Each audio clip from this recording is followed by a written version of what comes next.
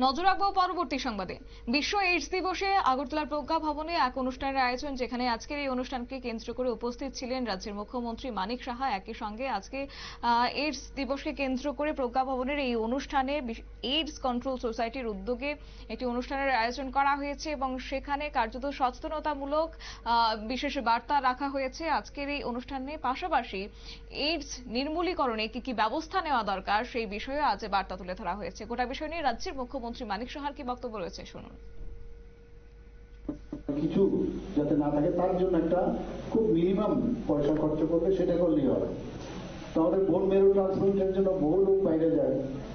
আমাদের ত্রিপুরা তো আমি এইমসে অনেকবার যাই, গিয়ে দেখি আমাদের এই ত্রিপুরার ছেলে অনেকে আছে প্রফেসর অ্যাসোসিয়েট করেছেন। আমাদের এখানে বিভিন্ন যে ডিসিপ্লিন আছে, দেখা যায় ফ্যাকাল্টির প্রবলেম, তো ওদের সাথে খবর পেয়ে আসে। অনেকে বলে যে আমাদের রাজ্যের মুখ্যমন্ত্রী, ওনার সাথে একটা ফটো তুলবো।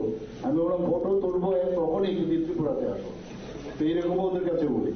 তো অনেক লোক আছে আমাদের বাইরে, ইভেন মানে পন্ডিচেরিতেও আমাদের ভালো ভালো ছেলেমেয়েরা।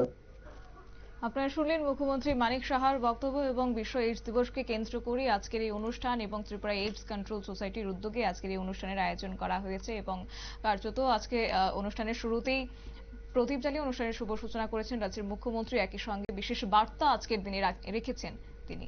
নিয়ে নিচ্ছে ছোট্ট একটি বিজ্ঞাপন বিরতির, সঙ্গে থাকুন।